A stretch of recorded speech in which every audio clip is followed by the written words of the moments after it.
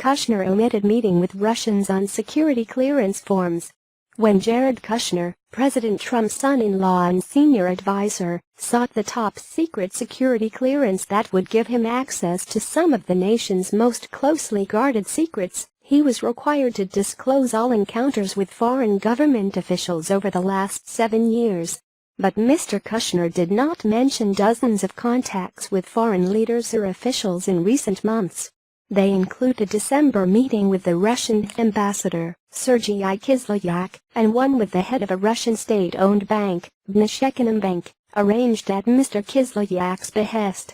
The omissions, which Mr. Kushner's lawyer called in error, are particularly sensitive given the congressional and F.B.I. investigations into contacts between Russian officials and Trump associates.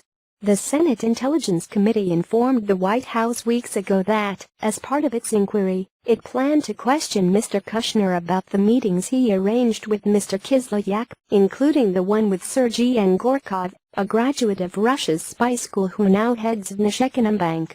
Mr. Kushner's omissions were described by people with direct knowledge of them who asked for anonymity because the questionnaire is not a public document. While officials can lose access to intelligence, or worse, for failing to disclose foreign contacts, the forms are often amended to address lapses. Jamie Gorlick, Mr. Kushner's lawyer, said that the questionnaire was submitted prematurely on January 18, and that the next day, Mr. Kushner's office told the F.B.I. that he would provide supplemental information. Mr. Kushner's aides said he was compiling that material and would share it when the F.B.I. interviewed him. For now, they said, he has an interim security clearance.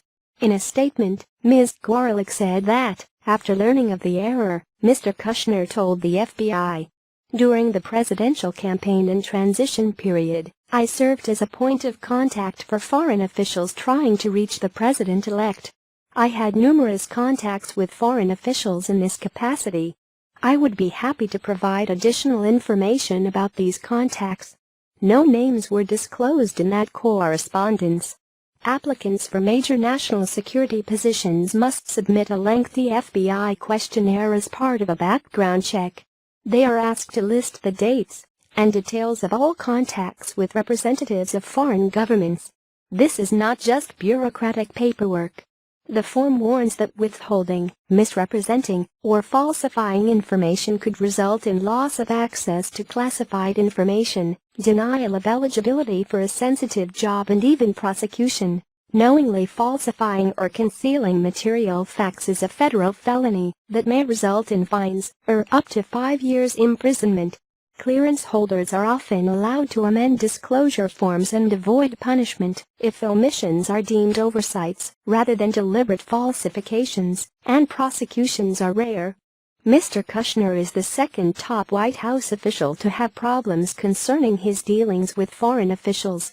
Michael T. Flynn, Mr. Trump's first national security advisor, had his security clearance suspended and was fired for misleading Vice President Mike Pence about the content of phone calls with the Russian ambassador during the transition. Last month, the F.B.I. director, James B. Comey, confirmed to Congress that his agency was investigating Russia's interference in the election and the possibility of collusion between the Trump campaign and Russia. Vnesheconombank is a target of American sanctions imposed in response to Moscow's annexation of Crimea and aggression in Ukraine.